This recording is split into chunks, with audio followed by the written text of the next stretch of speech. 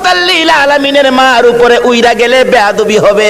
আমিনা বলেন সকল পাখিরা আমার দুই পাশে গুইরা যায়, আমি আমেনাকে সালাম জানাইয়া যায়।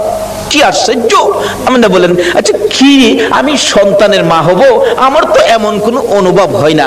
আমিনা কয় একদিন গভীর রাত্রে নিরিবিলি বসে আমি দেখতেছিলাম পেটে সন্তান আছে কিনা।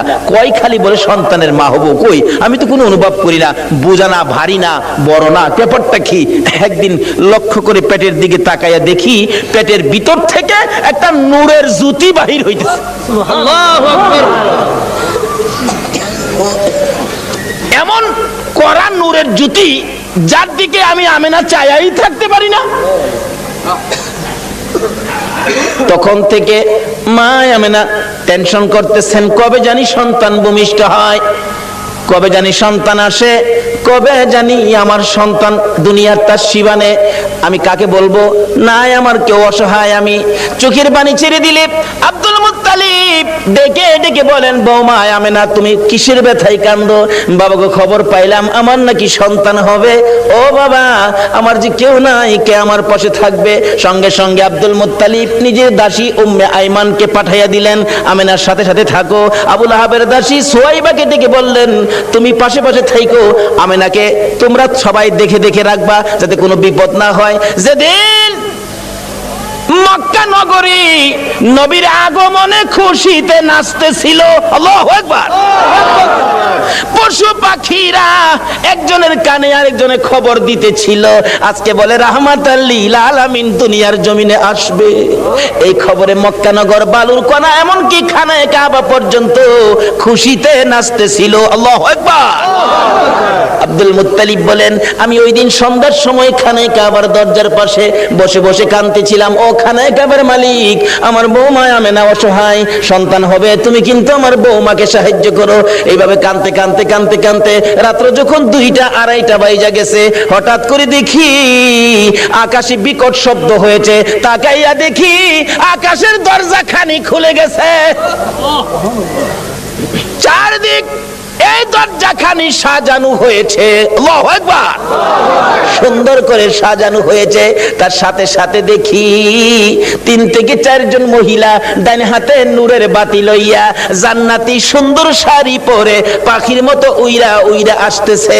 আব্দুল মুত্তালিব বলেন, আমি শুনি তারা আসতেছে আর বলতেছে একজন আরেকজনকে, চলো আমরা আমেনার ঘরে যাই, আজকে রাহমাতাল লিল আলামিন দুনিয়ার জমিনে আসবে, আজকে মুহাম্মাদুর রাসূলুল্লাহ দুনিয়ার জমিনে আসবে। আব্দুল মুত্তালিব বলেন, আমেনা রে, আমার নাতি হবে রে, যার খবর আকাশের মধ্যে পেয়েছি। জোরে জোরে কন্যা সুবহানাল্লাহ। বলুন, আকাশের যে নবীর নামের উচ্চারণ হয়, এই নামটা কি দুনিয়ার কেউ রাখছে? কে রাখছে? আল্লাহ। আরে জোরে কোন কে রাখছে? আল্লাহ। এখানে কত সুন্দর করে নামটা রাখছে। নিজের নাম লা ইলাহা ইল্লাল্লাহ, আর বন্ধুর নামটা দিলেন মুহাম্মাদুর রাসূলুল্লাহ। নিজের নামের মধ্যে আরবি 12টা অক্ষর আছে, আবার বন্ধুর নামের মধ্যেও আরবি 12টা অক্ষর। নিজের নামের 12 অক্ষরে কোনো নক্তা নাই, কোনো ভেজাল নাই, বন্ধুর নামের 12 অক্ষরে কোনো নক্তা নাই, কোনো ভেজাল নাই। আল্লাহ বলেন, আমিও ভেজাল মুক্ত, আমার বন্ধুও ভেজাল মুক্ত। আমি আল্লাহর ওয়াহদানিয়াতের মধ্যে কোনো শরীক নাই, আমার নবীর রিসালাতের মধ্যে কোনো শরীক নাই, আল্লাহু আকবার। কিন্তু এই নবীকে নিয়ে টানা হেসরা করবেন না, এই নবীকে নিয়ে মাসলা ফিট করে নবীর মর্যাদা কমানোর চেষ্টা করবেন না, তাহলে বিশ্ব মুসলমান মার খাবে। যতদিন পর্যন্ত নবীর পক্ষে এসে নবীর শান ও মান না বাড়াবেন, বিশ্বের মুসলমানের মান শান আমার আল্লাহ বাড়াবে না। যাই হোক, তাওরাত, জাবুর, ইনজিল কিতাবে আমার নবী যে আসবে খবর আছে কিনা বলুন তো? কিভাবে আসেন? আসুন, নবীজি আসতেছে আব্দুল্লাহর কপালে, নবীজির নূরে মুহাম্মাদি সাল্লাল্লাহু আলাইহি সাল্লাম আব্দুল্লাহর কপালে। আব্দুল্লাহর বয়স 9। বলুন বয়স কত? 9। আরো জোরে কোন? 9 বয়সের মধ্যেই তো সমস্ত খেলা। আরে 9 মধ্যেই তো জয়। ইসমাইলের বয়স 9, গলায় ছুরি আইছে। এবার আব্দুল্লাহর বয়স 9, গলায় ছুরি আইছে। কিন্তু আব্দুল্লাহও বেঁচে গেল ছুরির থেকে, ইসমাইলও বেঁচে গেল ছুরির থেকে। বলুন তো কার উসিলাই বাঁচছে? সব বিপদ থেকে বাঁচছে আমার নবীর উসিলাই। কিন্তু আমরা যে বাঁচতে পারতেছি না, তাহলে বোঝা গেল আমরা সেই নবীকে চিনতে পারতেছি না। ঠিক।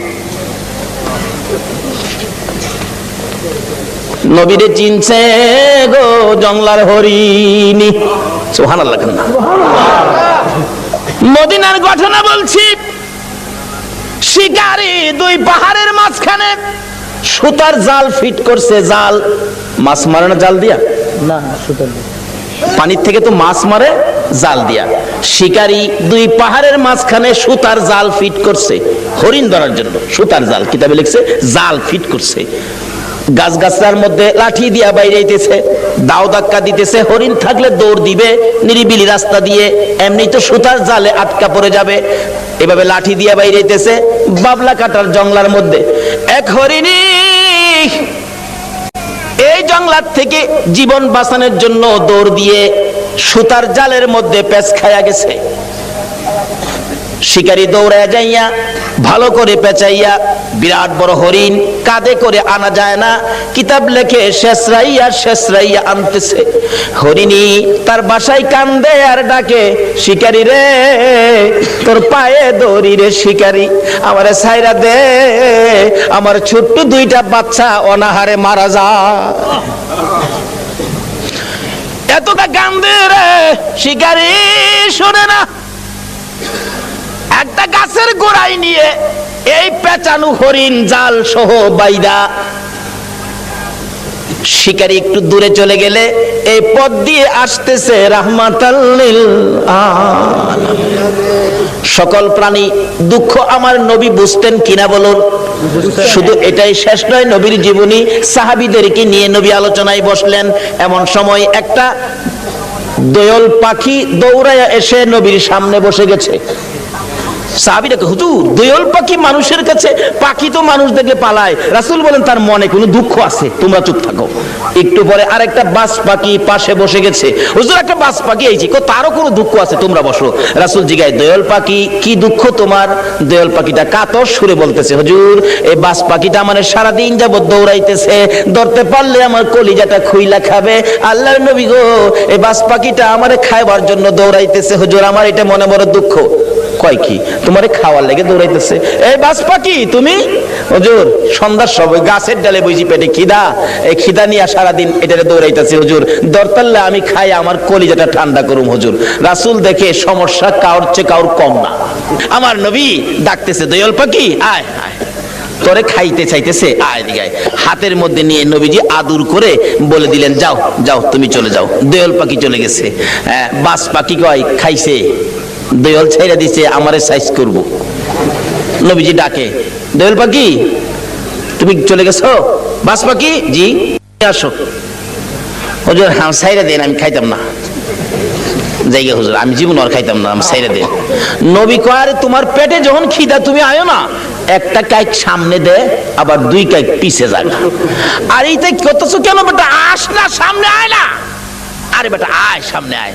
হুজুর মাফ করে দেন, আমি খাইতাম না জায়গা হুজুর। আমার নবী ডাহে, বাজ পাখি তোমার যখন পেটে বড় খিদা, আয় আমার পাশে আয়, আমি নবীর গাল থেকে দুই টুকরা গোশত খাইয়া তোর কলিজা ঠান্ডা করে যা। আয় আমার গাল থেকে গোশত খা। বাজ পাখি নবীর সুন্দর চেহারার দিকে তাকাইয়া দুইটা চোখের পানি জর্জর করে ছেড়ে ছেড়ে কাঁদতেছে আর বলতেছে, হুজুর আর আমার খাইতে হবে না, আপনার সুন্দর বিচার দেখে, আপনার সুন্দর চেহারা দেখে না খাইয়া আমি বাজ পাখির কলিজা ঠান্ডা হইয়া যায়। বলতেছিলাম সকল পশু পাখিরা পর্যন্ত আমার নবীর কাছে শান্তি পাইতো, সমস্যার সমাধান পাইতো, কিন্তু আমরা উম্মত হইয়া নবী দ্বারা সমস্যা সমাধান করতে পারলাম না। বলতেছিলাম হরিণী আমার নবীকে দেখে দুইটা চোখের পানি ছেড়ে ছেড়ে কান্দে। মাবুদ মনের দুঃখ কার কাছে কমুখ? তোমার বন্ধু আইসা গেছে, আমার জবানটা খুলে দাও না, তোমার বন্ধুর সাথে কথা বলি। আমার আল্লাহ বলেন, হরিণী রে আমার বন্ধুর সাথে কথা বলার জন্য জবান চাইছস, যা আমি আল্লাহ খুলে দিলাম। সুবহানাল্লাহ। হরিণের কথা পর্যন্ত পর্যন্তই আমার আল্লাহ শুনে বন্ধুর পক্ষে যদি যায়, আমরা যদি নবীর পক্ষে থাকি, বলুন আমাদের কথা আল্লাহ শুনবে কিনা? ডাকতেছে, হরিণী আয়, কি দুঃখ তোর? কয় জালের ভিতরে হুজুর, আমার 2টা বাচ্চা হুজুর, সবে মাত্র প্রসব করেছি, পেটের খিদায় ঘাস পানি খাইতে আসছি, আমার শিকারী জাল দিয়ে দড়ি ফেলাইছে হুজুর, আমার তো বাচ্চা 2টা না খায়া মারা যাবে হুজুর, মনে হয় আদা মরা হয়ে গেছে হুজুর, আমার যদি দয়া করে একটু সময়ের জন্য ছেড়ে দিতেন, আমি বাচ্চা 2টারে দুধ খাওয়াইয়া আমি আবার চলে আসব, হুজুর দিবেন কি? রাসূল বলেন ঠিক আছে। নবীজি জালের পেঁচ খুইলা জালটা নিজের হাতে লইয়া এবার হরিণ দিছে ছাইরা। হরিণ তো দৌড়ায় যাইতেছে, আর শিকারী এদিক দিয়ে আইসা পড়ছে। আইসা জিগায় আমার হরিণ কই? হরিণ ছাইরা দিছি। আরে কোন কি আমি হরিণ ধরলাম, ছাইরা দিলেন আপনি? কবাটা চিন্তা করিস না, হরিণ কিছুক্ষণের মধ্যে ফিরে আইব। শিকারী হাসে, কি আশ্চর্য, ধরতে পাই না হরিণ, আবার ছাড়লে ফিরে আইব, এটা কথা কইলেন? আচ্ছা আপনাদের ধারণা কি যেই নবী হরিণ ছাড়ছে, হরিণ আইব কিনা? কেন আমরা না চিনলেও হরিণ এই নবীরে শিকারী আশ্চর্য হই আমার নবীরে দমক দিতেছে। আমার নবী বলেন শিকারীরে দমক দিস না রে, যতক্ষণ পর্যন্ত তোর হরিণ না আসবে আমি নবী এই গাছতলা ছাড়বো না। চিন্তা করিস না। হরিণী দৌড়ে যাইয়া বাচ্চাদের সামনে হাজির, চোখের পানি ছাড়তেছে। বাচ্চারা জিজ্ঞেস করে মা এইভাবে কান্দো কেন গো মা? হরিণ কোনো কথাই কয় না, খালি কান্দে। বাচ্চারা বলেন মা কেন কান্দো? অবশেষে হরিণ বলতেছে বাচ্চারা রে, শিকারীর হাতে বন্দী হয়ে গেছি রে বাচ্চারা, দুধ খাইবিনি খা, আমারে মা বলে ডাক দিবিনি ঢাক, জীবনের স্বাদ মিঠাইয়া দে, মা কইয়া ডাক দিয়া দে, মারে জীবনের শেষ দেখা দেখা দে রে, দেরি করিস না, রাহমাতাল লিল আলামিনের হাতে রশি লাগাইছি, তোদেরকে এক নজর দেখার জন্য, একটা টান দুধ খাওয়ানোর জন্য রাহমাতাল লিল আলামিনের হাতে রশি লাগাইছি, দেরি করিস না, দুধ খাইবিনি খা রে সন্তানেরা, মা কইয়া ডাকবিনি রে ডাক, আর জীবনে দেখা হবে না। বাচ্চা 2টা একটার সাথে আরেকটা কি যেন কথা বলতেছেন, এ কথাই একজন আরেকজনকে বলে ও শোনো, এক ভাই আরেক ভাইকে বলতেছেন হরিণের বাচ্চারা, মা বলে আমার নবীর হাতে রশি লাগাইছে, এই বেয়াদবি মা করেছে, জীবন দিব রে, মার দুধ খাইবো না। আল্লাহু আকবার। বাচ্চা হরিণ হইয়া নবী চিনে, উম্মত হইয়া নবী চিনলাম না। নবীর যারা চিনেছে, নবীর পক্ষে যারা গিয়েছে, বলুন তাদের সমস্যা আছে না দূর হইয়া গেছে? কিভাবে দূর হয়েছে বাস্তবে আসুন।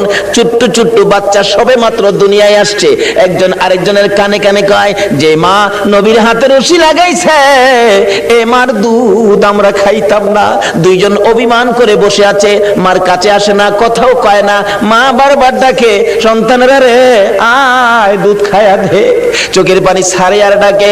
বাচ্চারা বসে জবাব দেয় মা এত হারামি মা তুমি, এত নিষ্ঠুর মা তুমি, আমাদেরকে দুধ খাওয়ানোর জন্য আমার নবীর হাতে বুঝি রশি লাগাইছো, তোমার মতো বেয়াদব মার দুধ আমরা খাইতাম না। মা যতক্ষণ পর্যন্ত নবীর কাছ থেকে বেয়াদবির ক্ষমা না আনবা, ততক্ষণ পর্যন্ত আমরা তোমার দুধ খাইতাম না। কারণ তারা চিনে গো এই নবী না হইলে আমরা হইতাম না, কিন্তু আমরা উম্মত হইয়া নবী চিনলাম না। দয়ার নবী মায়ার নবী দাঁড়িয়ে আছে, শিকারী ধমক দিতেছে তাড়াতাড়ি আমার হরিণ আইনা দেন। এমনি সময় বাচ্চা 2টা বলে মা চলো না আমরাও নবীর কাছে যাব, তোমার বেয়াদবির ক্ষমা আনবো। বাচ্চা 2টার সঙ্গে করে হরিণী আসতেছে, কাছাকাছি আসার পর নবীর ধমক দিতেছে। হরিণ দূর থেকে ডাক মারছে, আরে শিকারী তোর পায়ে ধরে আমার নবীরে ধমক দিস না রে, আমার নবীর ধমক আমি সইতে পারি না রে। আল্লাহু আকবার। আমার নবীর কষ্ট হরিণ হইয়া সইতে পারে না, আমরা উম্মত হইয়া কেমনে সইলাম গো। হরিণ ডাকতেছে, শিকারী রে দমক দিস না রে, আমার নবীরে দমক দিস না, পিছনে চাইয়া দেখ আমি আইসা গেছি। শিকারী পিছনে চাইয়া দেখে হরিণ গিয়েছিল একটা, তখন দুইটা বাচ্চাও সাথে, মোট তিনটা দেখা যায়। হরিণ দেখে আর কিছু কয় না। বাচ্চা হরিণ দুইটা যখন নবীর সুন্দর চেহারা দেখা যায়, মায়ের আগে আগে বাচ্চা দুইটা যাইয়া আমার নবীর দুইটা পাও মুবারকে পড়ে গেছে। হুজুর, হুজুর গো, আমার মা বেয়াদবি করেছে হুজুর, আমরা দুইটা বাচ্চা আপনার পায়ে ধরি, আমার মার বেয়াদবির ক্ষমা দেন। যতক্ষণ পর্যন্ত আমার মার বেয়াদবির ক্ষমা না দিবেন গো, আমরা জীবন যাবে এ মায়ের দুধ আমরা খাবো না। আমার নবী ডাকে, শিকারী রে বল এবার হরিণ কোনটা নিবি, বড় হরিণটা নিবি না বাচ্চা দুইটা নিবি? না, যেই নবী হরিণ ছাড়লে হরিণ আসে সেই নবীর নিবি।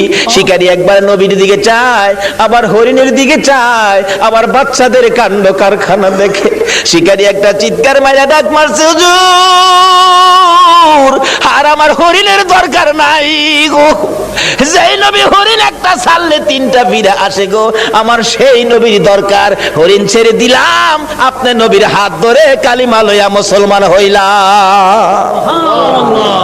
আজকে পশু পাখিরা পর্যন্ত আমাদের নবীকে দিয়ে বিপদ থেকে উদ্ধার হয়, কিন্তু আমরা পারতেছি না। বোঝা গেল আমরা নবীকে ভালোবাসতে শিখি নাই, আমরা এখনো নবীর পক্ষে যাইতে শিখি নাই। কিভাবে যাবেন আসুন আগে বাড়ি। আপনাদের কষ্ট হইতেছে ভাই সাহেব? নবীর জন্য কষ্ট করতে মন চায় না? কেন কষ্ট করবেন না? আমার নবী যেদিন এই দেশ থেকে বিদায় হয়ে যাবে, আমার আল্লাহ জিবরাইলকে দিয়ে প্রস্তাব পাঠাইছিলেন, ও জিবরাইল আমার বন্ধুর কানে খবর দাও, আমার বন্ধু এই দেশের মাটিতে থাকতে পারবে না, আমার বন্ধু এই রক্ত মাখা জমিনের মধ্যে রাখবো না, আমার বন্ধুর দেহ আমার আরশের ডাইন পাশে দাফন করব। জিবরাইল খবর নিয়ে ডাকতেছেন, হুজুর আল্লাহর সালাম গ্রহণ করুন। আমি জিবরাইলের সালাম গ্রহণ করুন। আল্লাহর নবী গো, আপনার দেহ মোবারক আল্লাহর আরশের ডাইন পাশে দাফন হবে, আপনি খুশির সহিত কবুল করুন। আমার নবী কোনো কথা কয় না, দুইটা চোখের পানি ঝরঝর করে ছাড়তেছে।